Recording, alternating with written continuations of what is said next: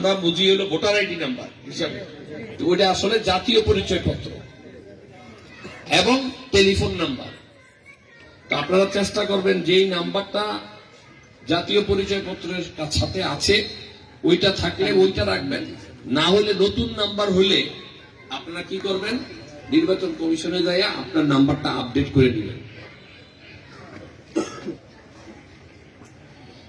এটার অনেকের মনে প্রশ্ন থাকতে পারে, ভাই ঝামেলায় আমি কেন যাব? নিশ্চয়ই ভবিষ্যৎ প্রধানমন্ত্রীকে তারেক রহমান, ভবিষ্যৎ প্রধানমন্ত্রীর তো একটা পরিকল্পনা আছে এই জাতিকে নিয়ে। আমরা তো এই জাতিরই একটা পার্ট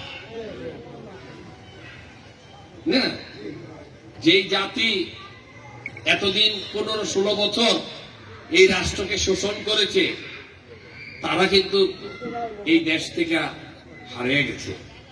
কোথায় গেছে আপনি আমিও জানি না, জানেন? সুতরাং এই সদস্য হওয়ার সময় আপনারা দয়া করে মা বোনরা ভাইয়েরা সবাই মিলে একেবারে এই কাজগুলো যেন কোনো ভুল না হয়, টেলিফোন নাম্বার এবং ভোটার আইডিটা এই দুইটা যেন ভুল না হয়, এদিকে লক্ষ্য রাখবেন।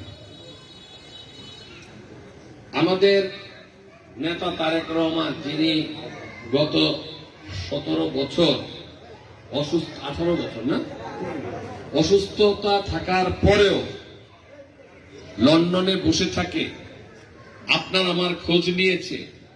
আমাদের এখন নৈতিক দায়িত্ব ওনাকে প্রধানমন্ত্রী বানানো পর্যন্ত আমরা যেদিন ইলেকশন ঘোষণা হবে মাঠে থাকব এবং ওনার জন্য আমরা কাজ করব,